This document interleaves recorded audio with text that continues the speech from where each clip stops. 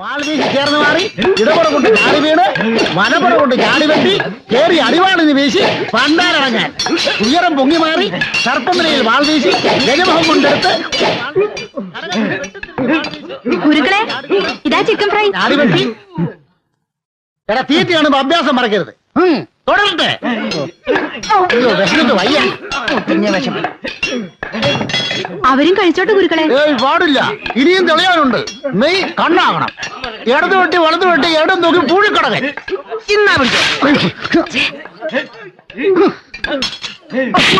ഇത് ഏതടവാണ് ആശാനെ? ഇതാടാ കോഴിക്കടകൻ. പൊരിച്ച കോഴിലാട്ടാ ചെറ്റ പൂഴിക്കടകൻ കളിക്കുന്നത്. ഒഴിഞ്ഞു മാറി കടകം മറിഞ്ഞ് മറിഞ്ഞു വെട്ടി ഇരുന്ന് വെട്ടി ഇരുന്ന് വെട്ടി കിടന്ന് വെട്ടി വെട്ടി വെട്ടി വിഴുങ്ങിയിരിക്കുന്ന ഇരിപ്പ് കണ്ടില്ലേ? വന്നപ്പോ ഞാഞ്ഞൂല് പോലെ ഇരുന്നതാ, ഇപ്പൊ ശീമപ്പന്നി പോലെ കൊഴുത്തു. കളരി മാത്രം കൊഴുത്തില്ല. അതെന്താ മോലാളി അങ്ങനെ പറയുന്നത്? ഞാനും എന്റെ ശിഷ്യഗണങ്ങൾ കൂടിയല്ലേ വടംവലിയിൽ വിജയം കൊയ്ത് ഉത്സവം മാടശ്ശേരിക്ക് നേടിത്തന്നത്. ഓ ഞാൻ ആ പഴക്കൊലയെ കൊണ്ട് വന്നില്ലായിരുന്നേ കാണായിരുന്നു. വെട്ട് വെട്ട് തേനക്കെട്ടുണ്ടാകാതെ നോക്കണം. ഉത്സവം അടുക്കാറായി, പോയി വെട്ടടോ. വെട്ടറ വെട്ട്.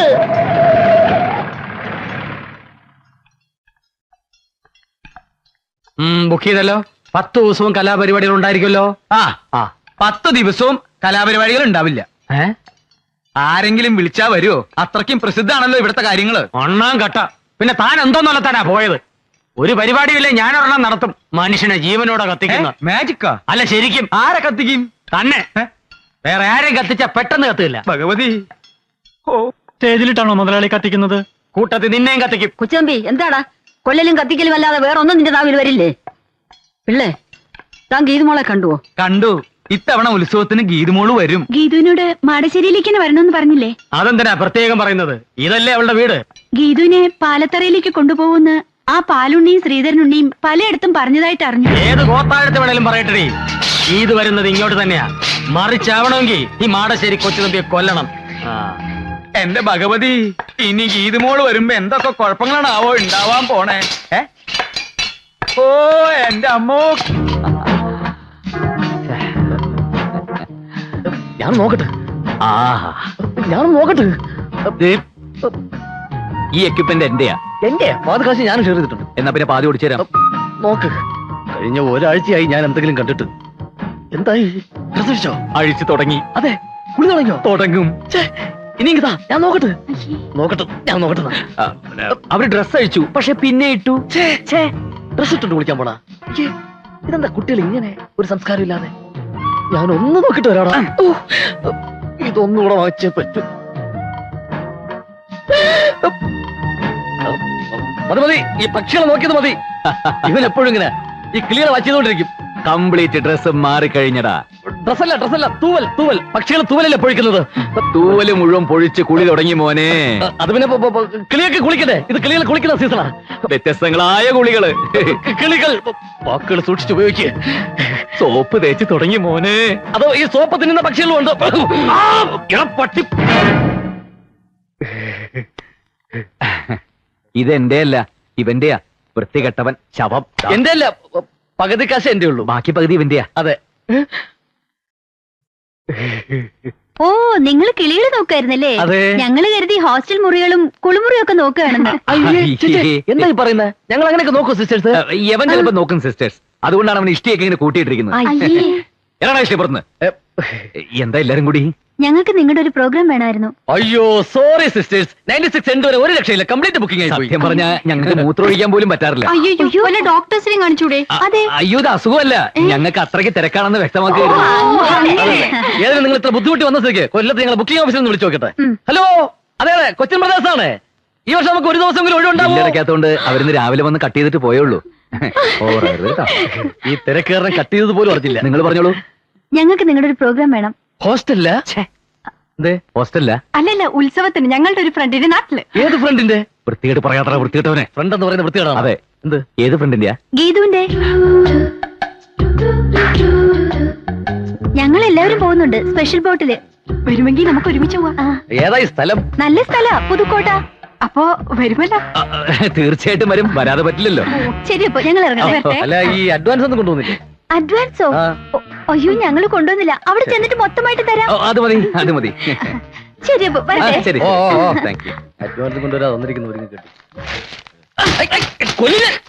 ഇത്രയും പെൺപിള്ളേരുടെ മുമ്പിൽ വെച്ചാണ് അഡ്വാൻസ് ചോദിക്കുന്നത്. അഡ്വാൻസ് ചോദിച്ചാൽ എന്താ? ചോദിക്കാൻ പാടില്ല. അതിന് കാരണമുണ്ട്. എന്ത് കാര്യം? ഗീതുവിന്റെ നാട്ടിലെ പ്രോഗ്രാം ബുക്ക് ചെയ്തിരിക്കുന്നത്. അതിന് ആരാ ഗീതു നിനക്കറിയാമോ? എനിക്കെങ്ങനെ അറിയാം? ഞാൻ പ്രേമിക്കുന്ന പെണ്ണ്. പ്രേമോ? ഈ പ്രോഗ്രാം ബുക്ക് ചെയ്യലും ഒന്നിച്ചുള്ള യാത്രയൊക്കെ ആ പ്രേമത്തിന്റെ ഒരു ഭാഗമല്ലേടാ തെണ്ടി. എന്റെ അച്ഛൻ. പ്രേമവും കഥാപ്രസംഗവും തമ്മിൽ എന്ത് ബന്ധം? ആ കൊച്ചു തമ്പി, നീ വെറുതെ ബോട്ട് കടവിൽ നിന്ന് പടിഞ്ഞാറൻ കാറ്റ് കൊള്ളണ്ട. അവള് പാലത്തറയിലേക്കാ വരാൻ പോണത്. നീ വീട്ടിലേക്ക് പോടാ. പാലുണ്ണി, അവള് മാടശ്ശേരിയിലേക്കാ വരാൻ പോണത്. അവളെ നോക്കിയാ നിക്കണമെങ്കില് നീ വെറുതെ നിന്ന് വളിക്കത്തേ ഉള്ളൂ. പാലുണ്ണി വളിച്ചാ മോരുണ്ണി എന്ന് കേട്ടിട്ടുണ്ടോ? ചിരിക്കട്ടെ. മതി.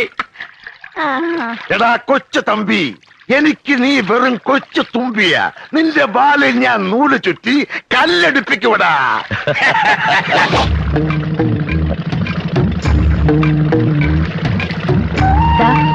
അതാണ് എന്റെ നാട്.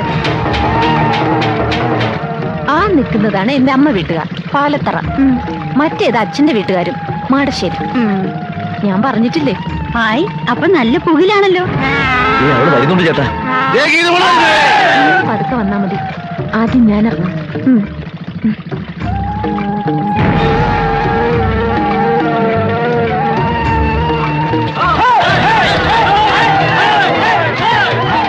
യാത്രയൊക്കെ സുഖമായിരുന്നോ? മോളെ, മാടശ്ശേരിയിലേക്കുള്ള വഴി നിനക്ക് ഓർമ്മയുണ്ടല്ലോ? ഇല്ല, എനിക്ക് ഓർമ്മയില്ല. അതവക്ക് ഓർമ്മ ഉണ്ടാവില്ലടാ. മോളെ, പാലത്തറയിലേക്കുള്ള വഴി നീ പറഞ്ഞിട്ടില്ലല്ലോ, അത് മതി. മറന്നു, ആ വഴി ഞാൻ മറന്നു. പിന്നെ നീ എങ്ങോട്ടാടി വന്നത്? മാളികപ്പുര എന്നൊന്നുണ്ടല്ലോ, അത് നിങ്ങളൊക്കെ മറന്നെങ്കിലും ഞാൻ മറന്നിട്ടില്ല. അങ്ങോട്ടേക്ക്. ഞങ്ങളത് സമ്മതിക്കില്ല. പാലത്തറയില് നിന്നെ എല്ലാരും കാത്തിരിക്കുക. വാ മോളെ, നമുക്ക് അങ്ങോട്ട് പോവാം. പോടാ എറാം മോളി. അങ്ങനെ അവള് വരികയാണെങ്കിൽ മാടശ്ശേരിയിലേക്കായിരിക്കും വരിക. ഇത് പഠിച്ചു പറ്റി. അവിടെ ചെന്നിട്ട് ഫുഡ് കഴിഞ്ഞിട്ട് തിന്നാം. ആപ്പിളൊന്നും കിട്ടിയില്ലേ? ഉണ്ട്, ഇതിനകത്തോട്ടുണ്ട്. നിങ്ങൾ രണ്ട് തടിമുടുക്കുള്ള ആണുങ്ങൾ ഉണ്ടായിട്ട് എന്താ പ്രയോജനം? എന്താ കാര്യം? ദാ അത് കണ്ടില്ലേ? എന്ത്? ഒരു പെൺകുട്ടിയായിട്ട് കുറെ പേര് കഷ്ടപ്പെടുത്തുന്നത്. സ്വന്തം വീട്ടിലേക്ക് പോകാൻ പോലും അവളെ സമ്മതിക്കുന്നില്ല. ആരവര്? അവരേതോ നാടകക്കാരാന്നാ തോന്നുന്നു. നാടകക്കാർക്ക് അത്ര ധൈര്യവും? കണ്ടിട്ട് ചരിത്ര നാടകമാണെന്ന് തോന്നുന്നു. ശരിയാ, വാളും പരിചയം കണ്ടില്ലേ? ഏത് ട്രൂപ്പ് ഇത്? പാലത്തറാന്ന് മാടശ്ശേരി നോക്കിയാ പറയുന്നത്. അപ്പൊ ഏതോ മാട്ട ട്രൂപ്പാ. എന്നാ ചോദിച്ചിട്ട് തന്നെ കാര്യം. അതെ, ചോദിക്കാം.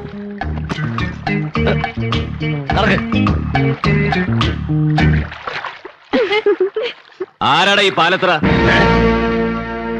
നിക്കടാ. ആരാടാ ഈ മാടശ്ശേരി? മര്യാദയ്ക്ക് അടങ്ങി ഒതുങ്ങിയിരുന്നോണം. നിങ്ങൾ ഈ പെൺകുട്ടിയെ കുറിച്ച് എന്താ വിചാരിച്ച്? അവർക്ക് ചോദിക്കാനും പറയാൻ ആരുമില്ലെന്നോ? ഇതു മോള് ധൈര്യമായിട്ട് വെക്കോ. ആരാ തടുക്കുന്നത് ഞാനൊന്ന് നോക്കട്ടെ.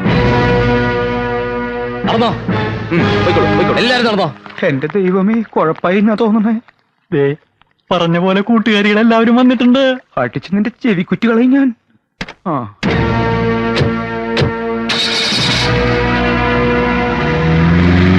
നിങ്ങൾ എന്ത് പണിയായി കാണിച്ചത്? ഞങ്ങളൊന്നും കാണിച്ചില്ലല്ലോ. വേണ്ട, ഒന്നും പറയണ്ട. നിങ്ങൾ പിരികേറ്റാതെ അവന്മാര് ചാടില്ലെന്ന് എനിക്കറിയാം.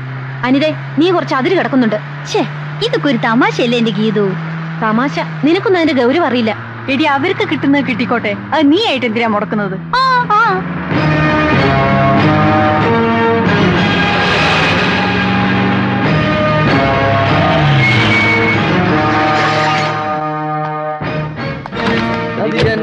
കലാകാരനല്ല ഞാൻ, കേവലം നിങ്ങളെ പോലൊരു. അല്ല, ഇറങ്ങണില്ലേ?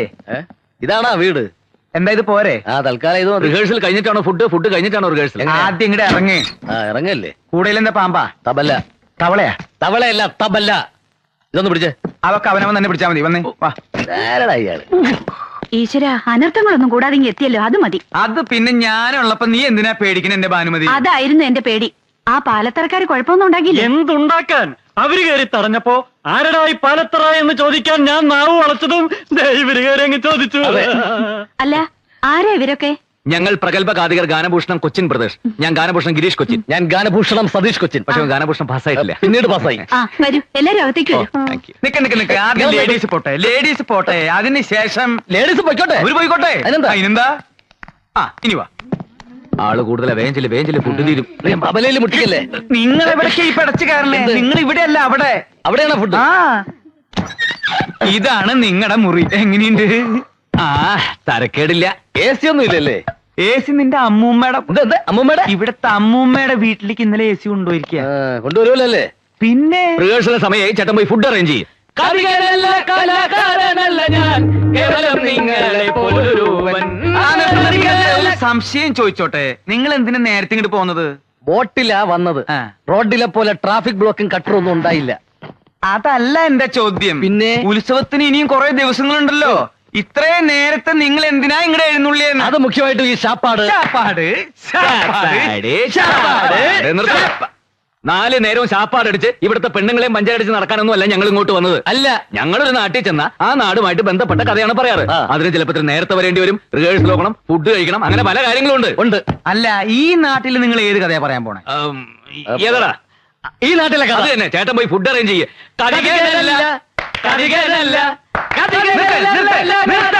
കാതികനല്ല, കലാകാരനോ അല്ലെ, പിന്നെ നിങ്ങൾ ആരാ? പിച്ചക്കാരൻ പോയി ഫുഡ് അറേഞ്ച് ചെയ്തോ. എന്ത് ഫുഡ് അറേഞ്ച് വന്നപ്പോ തുടങ്ങിയുള്ള ഫുഡ് അറേഞ്ച്. നിങ്ങൾ എന്താ വിചാരിച്ചത്?